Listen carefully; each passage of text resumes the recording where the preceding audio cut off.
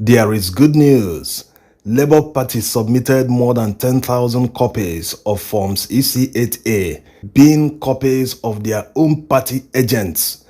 This will hopefully put to end the constant question, why didn't Labour Party submit their own political party agents to prove they won? You can see that they submitted three types of documents: the ones that INEC gave them, copies from IREV, and the physical copies, the ones that are referred to as hard copies, plus their own party agent copies. Before we analyze all this, let's update you on happenings at the Presidential Election Petition Tribunal.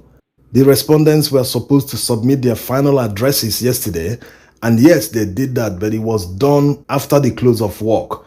So no party can actually get the certified true copies from the court so that people can see what they wrote inside, how they replied to the many questions and issues raised by the petitioners. And without seeing what they wrote inside, how they replied, no one can make any analysis. So that will be hopefully on Monday when work will resume at the court.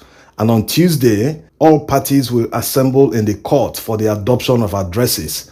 After the adoption of addresses, the court will either state the judgment day or they will communicate it after. Yes, when the court adjourns after the adoption of addresses, they will only reconvene to deliver judgment.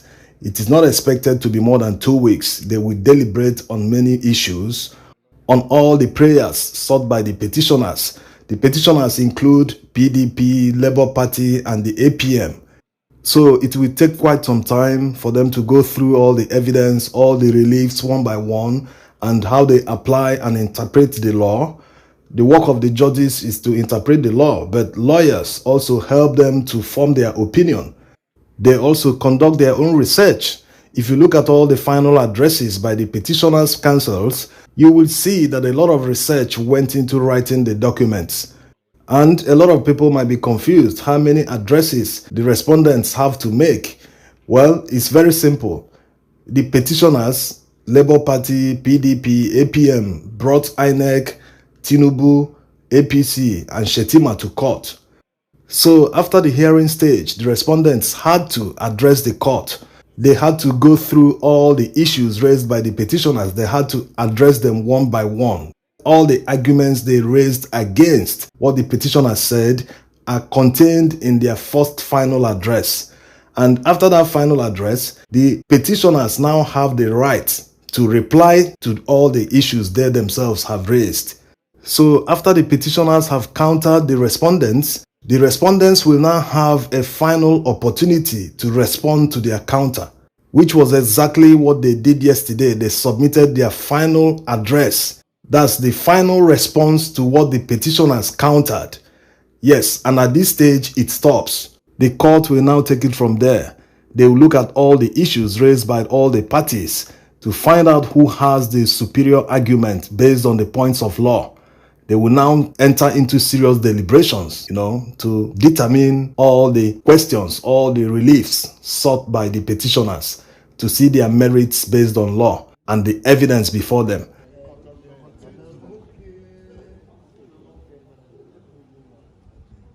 Now, let's look at the impact of the more than 10,000 copies of Forms EC8A that Labour Party tendered in evidence, alongside the more than 18,000 copies from IREV that are blurred that INEC stamped and certified and gave them. INEC should have replaced those blurred copies with the hard copies that they claim to have used in collating the results. But they didn't, despite some of these results being blank, as in plain sheet of paper. They just stamped all of them. But Labour Party actually turned their strategy around to their own advantage. The reason INEC withheld evidence is simple. They don't want to bring the evidence that will prove that they did the wrong thing in court. This is why if you read their final reply, you will see that they are arguing that Labour Party failed to prove they won the election, that they believe that the plea has been abandoned by Labour Party. So their strategy was withhold evidence, starve the petitioners the evidence that they need to prove their case, and tell the court, they failed to prove they won. But it backfired seriously because Labour Party now told the court, since uploaded results on IREV are the same thing with hard copies, then whatever INEC certified and brought to court should be taken as the real thing. Yes, even their witness accepted it under cross-examination. So Labour Party turned their strategy around to their own favor. If the court agrees that truly, yes, they are the same copies, so if you submitted blank copies and blood copies, that means the results can't stand because no one can collate any result without seeing the figures.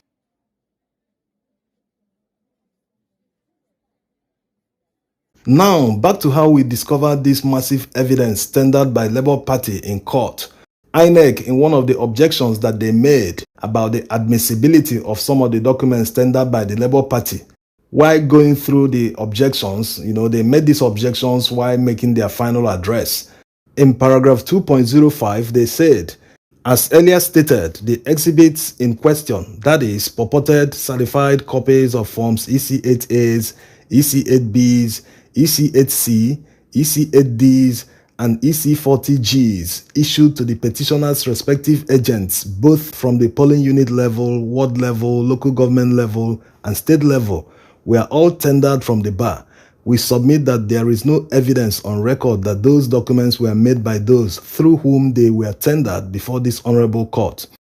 So in essence, they are just fishing for technicality. They are telling the court that since the Labour Party did not call those party agents or the polling officers who wrote the results or the collation officers who wrote them and gave the Labour Party agents their own copies, that they should be the ones to speak to the documents in court in evidence. Yes, it's quite laughable. They couldn't defend anything. They couldn't counter the results that Labour Party submitted. They couldn't even replace the blood copies. In some cases, they were just blank copies, empty sheets. So, since they failed to counter any of the results, the court will definitely make their decision based on the results before them. And they are thinking that, hey, since we didn't submit, the court will say, you failed to prove. The entire proof is before the court. So in essence, on Labour Party's side, what they did was to provide majority of the results that are hidden in the more than 18,000 blood copies. So based on average vote in this presidential election per polling unit, it's about 140 to 150 votes. So let's just make it a flat figure.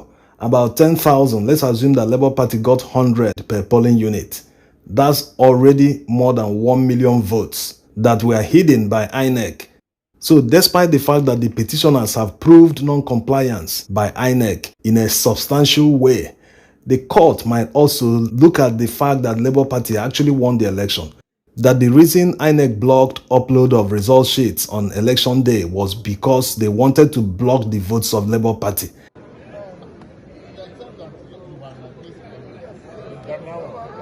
So you can see the reason why they provided their own copies is to prove to the court that INEC didn't even use hard copies to collate the results.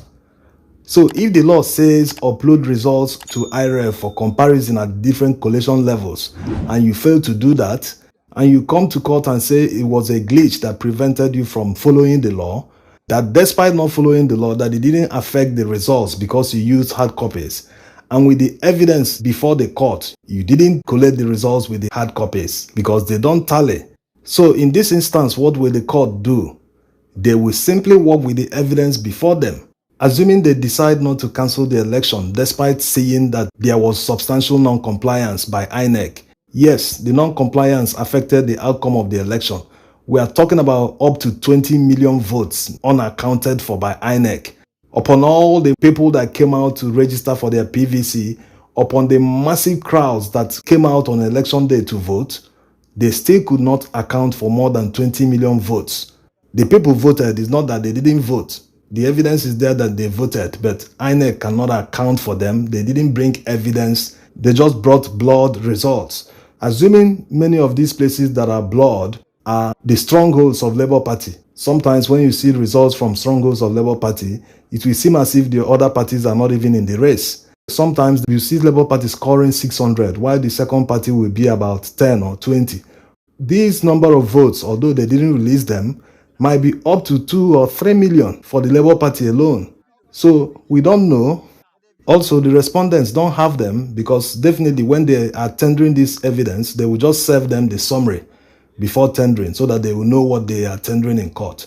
So the respondents don't have the numbers. If they had, One of them must have mentioned it in one of their replies. That's sure. So if the court decides not to cancel the election because of the cost implication of conducting a fresh election, they will simply work with all the evidence before them. None of the respondents countered any evidence tendered by the petitioners. Yes, it's surprising. Imagine arguing that the passport has expired. So for that reason, that the citizenship has also expired. Imagine that kind of argument. So just like they didn't even argue anything about the forged certificate. No counter, nothing. Nothing like, hey, no, that's not real. That's not his. He didn't submit this. Nothing like that. Someone accused you of forging a certificate. You have nothing to say except submit school records. It is completely irrelevant. So they failed to counter anything. Even the forfeiture, they kept arguing that it was a civil forfeiture.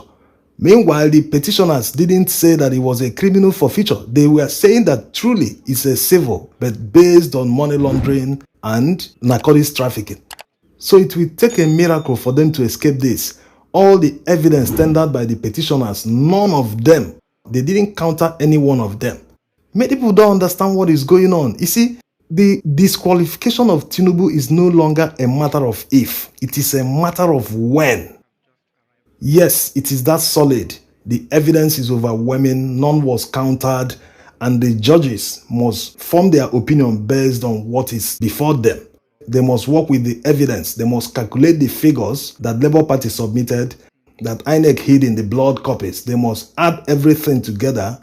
Of course, they must have done the work for them so that they can now say, yes, this is the person that actually came first. We are adding all the figures together. They hid them. They did that. So the judgment day definitely will be celebration all over Nigeria. Thanks for watching.